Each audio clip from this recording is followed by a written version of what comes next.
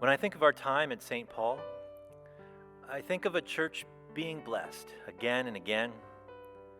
A short time before we arrived, you were two congregations, Trinity and St. Paul.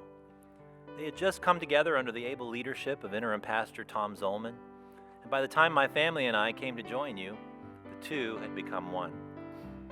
Together we formed a new community, and we found new ways to reach out to the Greenville community with a stripped-down focus on our mission, sharing the joy of Christ.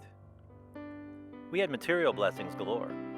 Property purchased out where all the buildings was happening on the west side of town, plus 2 church buildings, 2 parsonages, and an endowment fund. But the blessings kept coming as we began raising funds through a capital campaign, looking to build a brand new church building. With all that, you'd think it would have been easy to imagine our future, but we just couldn't get comfortable thinking of relocating to that busy west side of Greenville. Then God pointed us in a new direction, the Ray Grow property to the south. Ray was a warm and wonderful man. He and his wife had loved their church, loved inviting the youth out to the farm for Bible studies and tractor pulls. After his wife passed away, Ray had thought fondly of those times and finally made an offer to sell his land to the church for a fraction of what it was worth. But then, after thinking a little more, he decided to donate it. Ray didn't live much longer, but I imagine the Grows standing there out by the old red barn or walking through the pear trees looking out over the potlucks and gatherings, the people walking the labyrinth or pulling up in the parking lot to go to worship.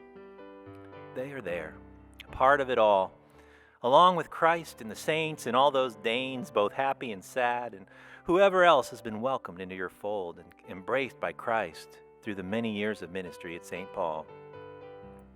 Our children, George and Brian, were just little kids when we came, and they have such fond memories of their time in Greenville. We've come through town a few times over the years, and it's always remarkable seeing how things have changed and yet stay the same.